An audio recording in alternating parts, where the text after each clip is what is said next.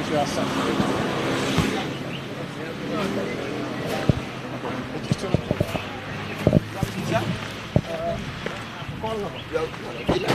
C'est moi bien bien online di waxam man ko call sa lay muy busy xaar ma call la bi mu call ko ama kala nekk di wax téléphone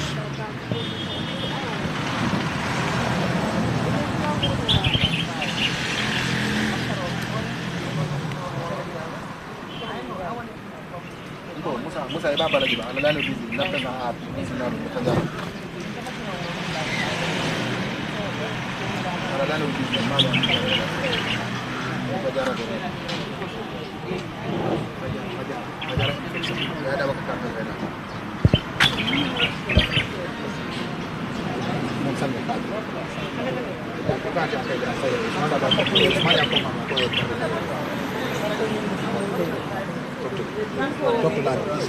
bisa kan hello we are at Fajara. We would want to be linked. Can you talk to Musa if they can receive the signal? We have few people to interview here.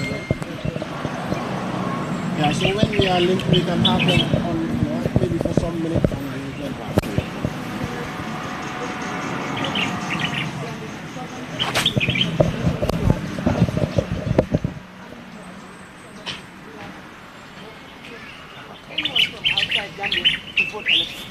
I'm a US citizen.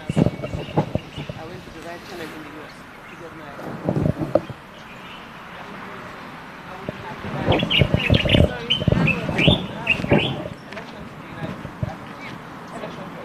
So therefore, I expected them.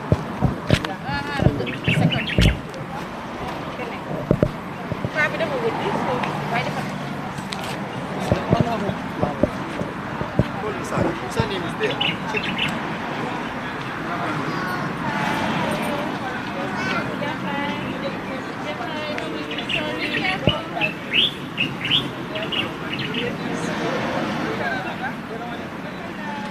Remo.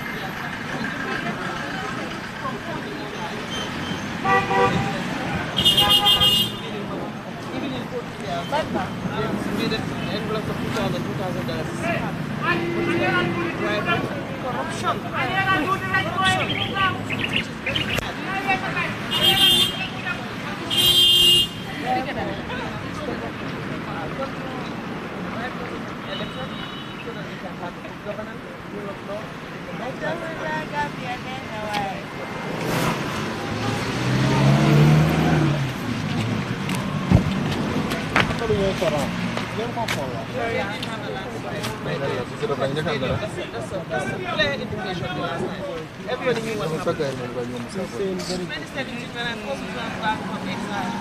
I was in exile for 2 years. When I came back from exile in 2017,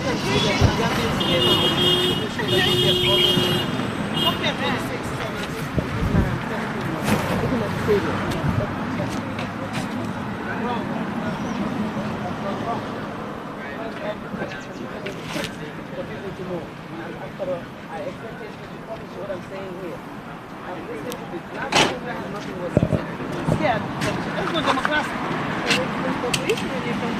Okay, I will look forward to see you. Before taking a leave of you, what's your final message? My final message is to urge all the Libyans to come out, not to sit at home, wasting their time, wasting their vote. Let them come out and vote their rights. This is their constitutional rights that they have to exercise. I do that in the States, and I voted here. I voted for the parliamentarian, they call them senators. I voted together with the president, and I voted for Joe Biden. So therefore, I expect Gambians, Europeans, come out and vote, no matter what.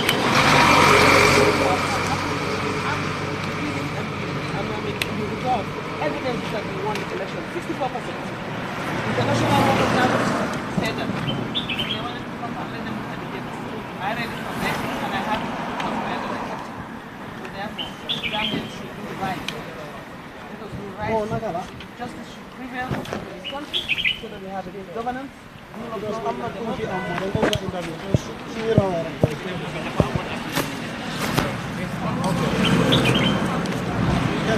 recorded. Yes, in the setup for life. What do you think that out? What did he say? I'm not saying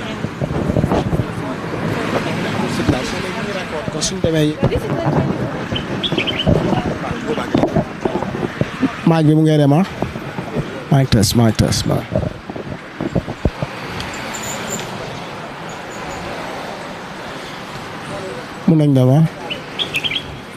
Ma, would you mind introducing yourself to us? My name is Her Excellency Ajaratu Tukujalo, a philanthropist and a diplomat as well.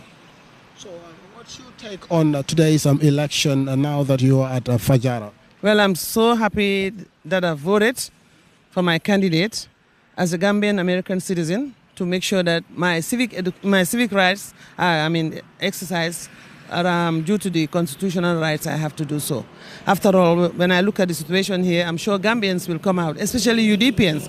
They don't sit back. They will always come back and vote their rights to make sure that this is accepted into the constitutional laws. Haven't mentioned about haven't talked about UDP in the 2017 parliamentary election. We've noticed that they have registered 31% of the votes. How hopeful are you that this year they would do more than that or close to the number that was attained? Is this live? It's not live, it's recorded. Make sure you played what I said. Sure. The last time I did, but I haven't heard it. As you talking about 2017, yes. We got like 32 seats at the time. And I'm expecting more of it today. For the fact that during this 2021 election, according to the International World Observers, saying that I've seen the document that UDP came out with 64% of the votes. Others break it down to the point. After all, that's what I expected today too. Unless and until they've done their usual activities. Looking at what is happening today in Badibu, last night in Pakaliba, they are sending back a lot of gelis back, breaking off their glasses because of the fact that they brought those foreigners to come into our country to vote elections here. I do not dare to do such a thing in a country that I wasn't born at. For example, I wouldn't go to Senegal and vote there. I had the right to vote in the United States because I went through the process. When I went through the process, my voter's card was generated automatically from the United States Immigration Services database that gave me a voter's card and a right to vote. As a U.S. citizen, I am so proud to do such a thing without any problems, challenges that I will have to do like Gambia here. Gambia is a small country. Looking at Badibu this morning as well. The villagers came. They came from Senegal. And then one of the National Assembly members, Manjanko Samusa, was there asking the boys not to go there, let them go back home. Why? And they are citizens. Those people are foreigners. They set a stage there to bring foreigners through there. After all, when they saw them, they sent them back as well. As I'm saying here, we are Gambians. We have to maintain our integrity, our rule of laws, our good governance, also the constitutional rights of each citizen to make sure that you exercise your civic right. Being the fact that if you don't do such a thing, foreigners will overcome our country one day, they take the state house. Even our kids, our grandkids, in the near future, will not have that opportunity to do so. I wouldn't mention about the issue of invasion. And we were just from Banjul, and the voter turnout is very low compared to the 2021 presidential election. What message do you have for Gambians? Because National Assembly elections are very important as far as... The thing is that, my dear brother, money is playing out there. Money is playing out there, as they did in Kotu last night. $2,000 in envelopes. This somebody who is in the government was distributing it around 1 a.m. in the morning. People knew what is happening. People knew. Money is going everywhere. And that is not democracy. That's corruption, bribery. And that's the worst thing in elections. You know what I'm saying? In the United States, you dare not corrupt somebody. You don't even have to know your candidate, but the party line. You vote for the party, not the individual. Are you trying to say that Gambians do not care about their current plight, and that is Because of they are bought by money. That's the thing. The president said it. He bribed them $10,000 to get them out there. To be honest, it was clear indications that the president said it himself. How come Gambians supposed to let themselves be sold? You are not a good citizen if you accepted that. In the United States, I voted. Nobody don't bribe me, but I have to go and vote my rights directly. Without any hesitation, I will drive myself to the polling station. And in fact, I conduct elections in the states of Maryland, precinct 0204, as the chief election judge. So I expected Gambia here. The IEC should look at their settings and they should look at themselves. What is happening is not right. We shouldn't accept it. Today, I can see from Badibu, Gambians are fighting to return those foreigners back. They wanted to have a fight up there. Last night in Pakaliba, they sent out 6 gele back, broke their windows. For what reason? Why are they bringing foreigners in our country to vote elections? Why? This is not genuine. Looking at the Independence Stadium in 2021 compared to 2026, that will indicate what has transpired.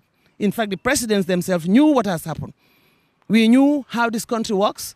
We are citizens of this country. We have our sovereignty. We have a national flag. We have a constitution. We have a national anthem. And also we have our rights to exercise as citizens of this country. We shouldn't allow any foreigners to come into our country to vote here. Thank you. Yeah. And make sure that you play this out. Sure. If you don't play it, you will never interview me again. No,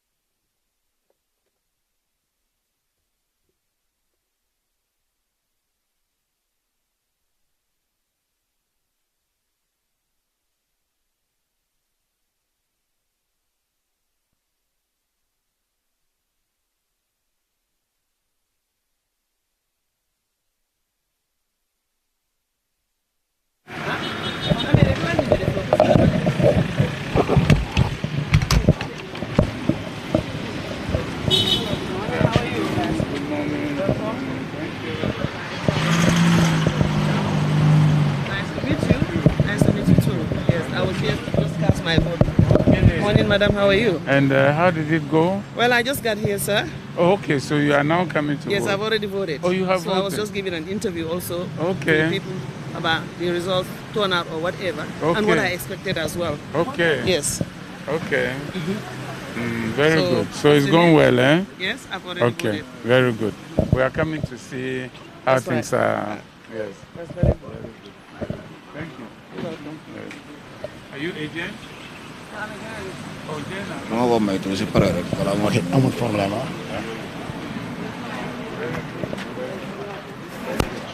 How is it going? Stay low.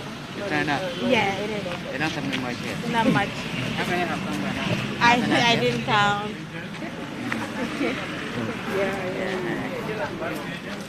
Candidate agent? How many? One, each party has one. Okay, and how many candidates at this station? 2. Oh, 2 candidates. Okay.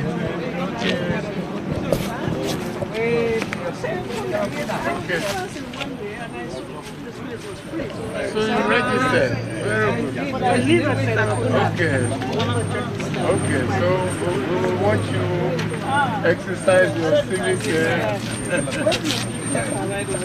Okay. Okay.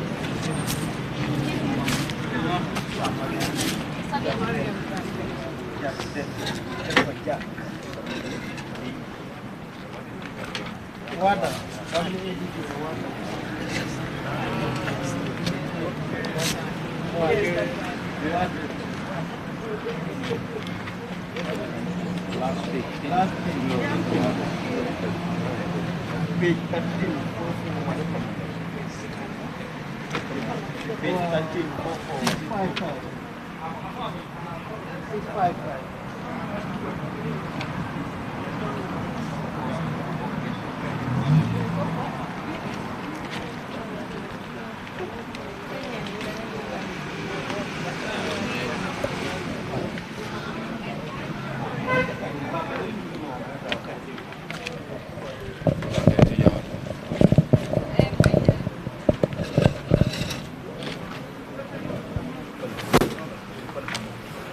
That was it.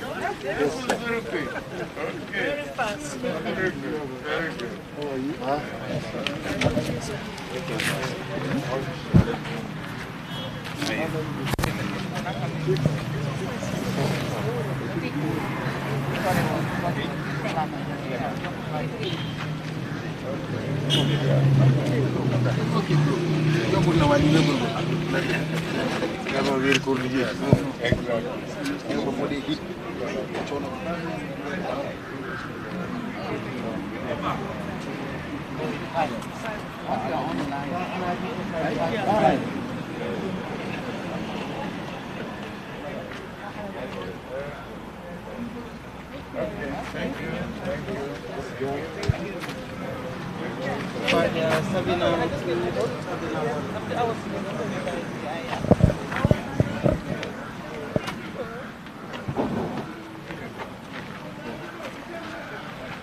Where are the agents?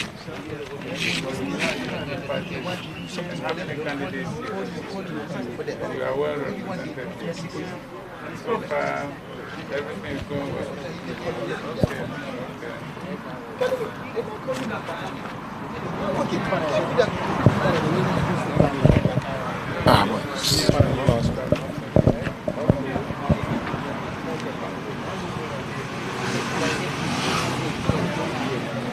Here you have 264. Okay. Okay, later. Okay, yeah. Well done, eh? Carry on.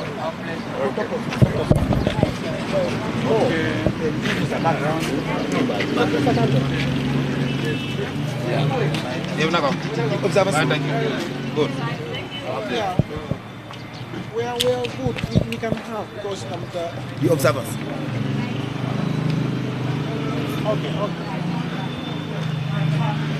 Okay. Sure.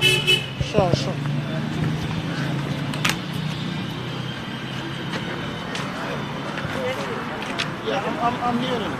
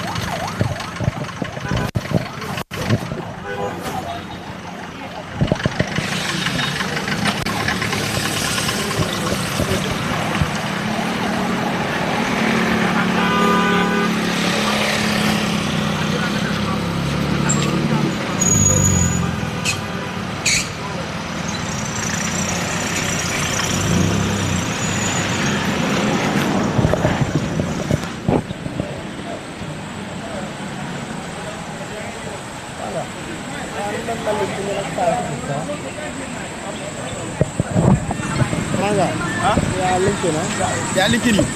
Wow. Oh. Wow, nakala. I'm like boy. Like. We are at something. It's okay. Read this. Bible.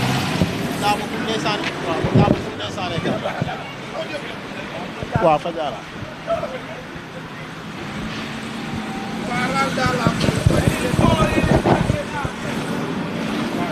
Right, Miguel. Yeah. Musa.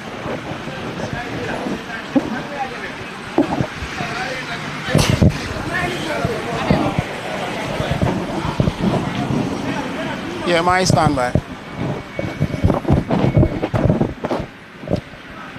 Musa, amanga ñu nga tek ko ci tripod bi. Mané ñu nga tek ko ci tripod bi. Why Musa dañu bëgg make some movements. So légui xamala kala manga.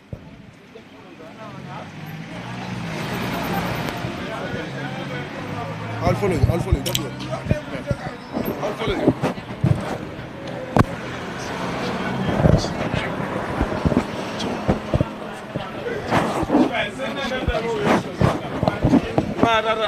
Yes, Musa. Yeah, my standby.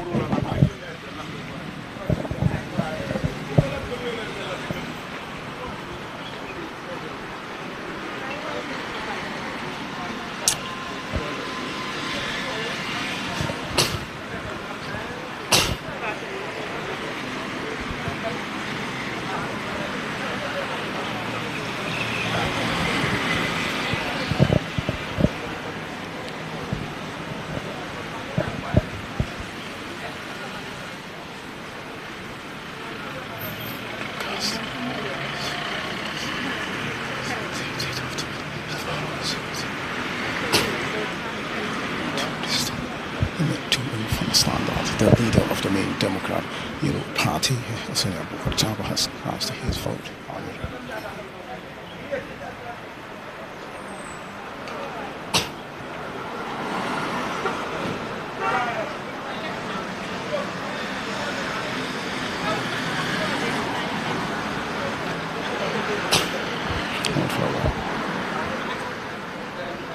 After.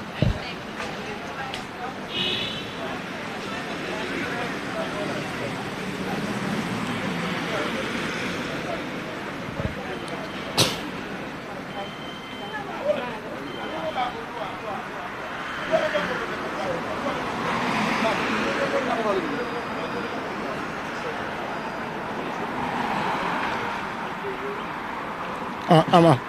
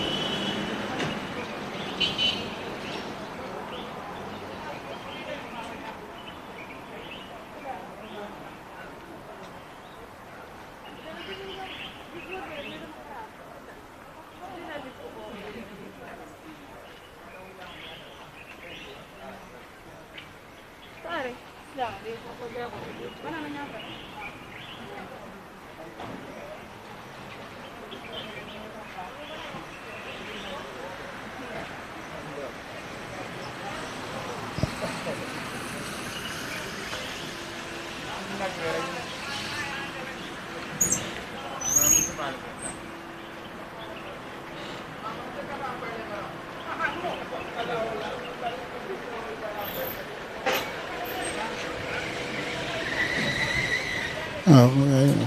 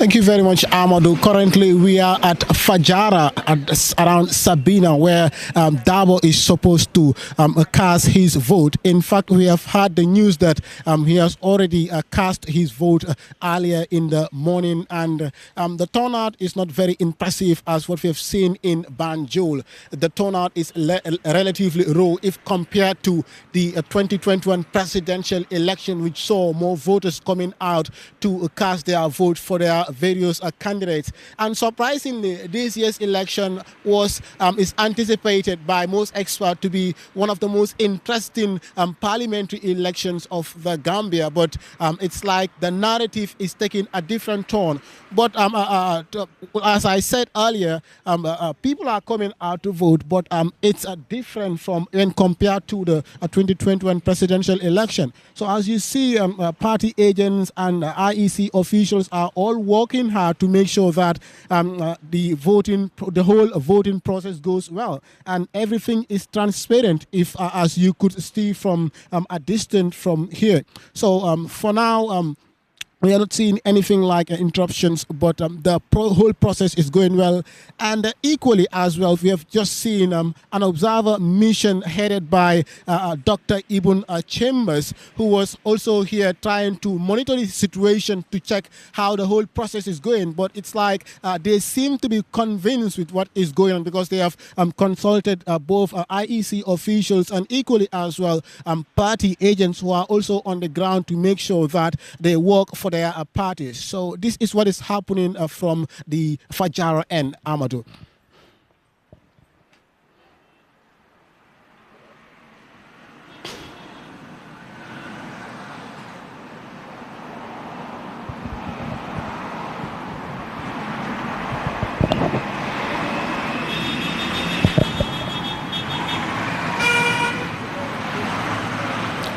It cannot it cannot be compared to that of Banjul actually, because at Banjul it was way better if compared to here. The number, fine, it was small, but coming here, the number is not very large. People are coming to vote, but the turnout is relatively low, as I emphasized for you the other time. So people are coming out to vote, but the number is not very large. And like I said earlier, this could be attributed to many things like the Ramadan, because both Christians and Muslims are also observing their fasting. But most importantly, today is declared as a public holiday, but it's like people are not coming out with all that. And what this could show is that most governments do not take the National Assembly elections as serious as the presidential elections. And as experts would say, the National Assembly election is the most important, because this is where laws are made in Parliament, and it's a very important place. It's a place where, you know, the issues of the country are discussed, laws are enacted, and equally as well, other issues linking to the budget are all discussed. So it's a very important place, and people are coming out to vote actually, but the numbers are not high if compared to the capital where we were, and that was in Banjul Central. So this was just one person who was just cast his vote rather. So that's the situation, Amadou.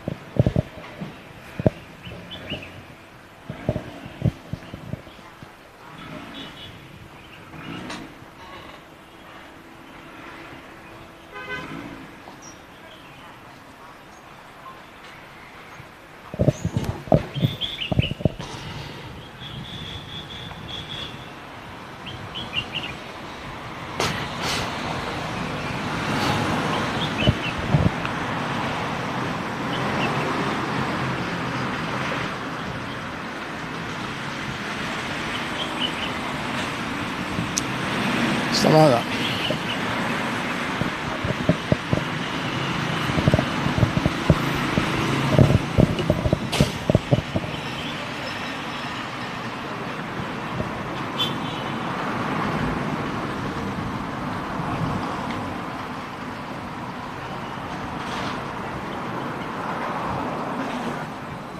Call me the hot dog.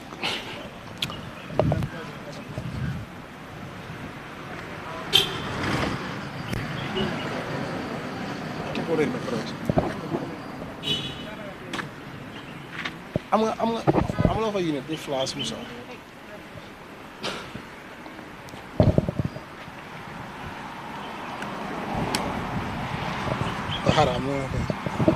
Hello. Wow, boy, living the mistakenly, boy. Dafa them off, boy. Wow. Okay, Manga, we can have it on standby again. Muna change the thing, but.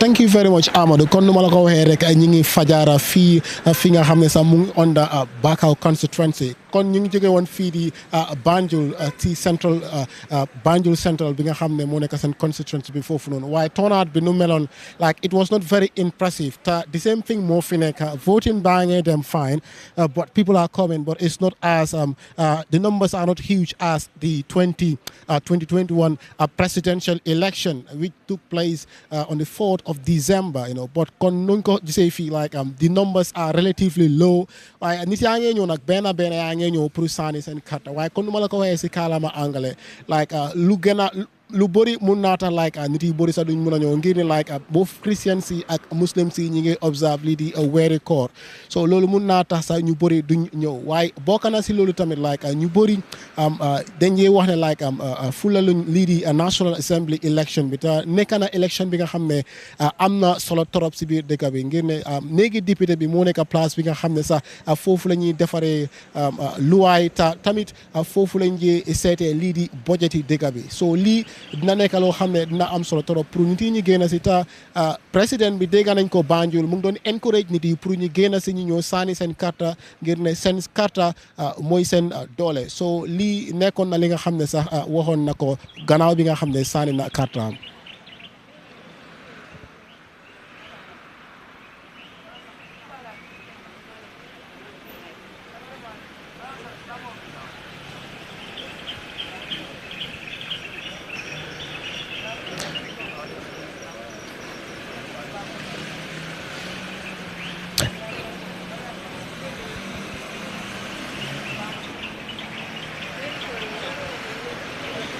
Basically yoon mi nu mel béré baa ngi empty because tey public holiday la ta bokk na si lu tax sax ñi déclare a public holiday mooy ne IEC bi dañuy request pour président bi mu déclare tey public holiday pour ñu gis ne like nit yi ñu mën a génn si sax ñuy sànni seen carte waaye gis nga ne loolu nag newuta nekk li nga xam ne kon noo ko xoolee ni yoon bi fu mu nekk nii mu ngi free nekkoon di gis nit yi bu baax te bokk na si lu tax sax ñu joxe public holiday bi mooy ne pour nit yi ñu génn si ñuy sànni seen carte waaye kon niñ ko gisee bàyyi ko Banjul ak fii yëpp tali bi xam nga mu ngi empty so lii moo nekk di xew te ñëpp ñi ngi expect ne like this could have been a different thing because tey Saturday la te ñu bëri nekkuñ di dem liggéey te si kaw loolu noonu ñu ñëw def ko public holiday so basically lii moo nekk di xew fii Fajara.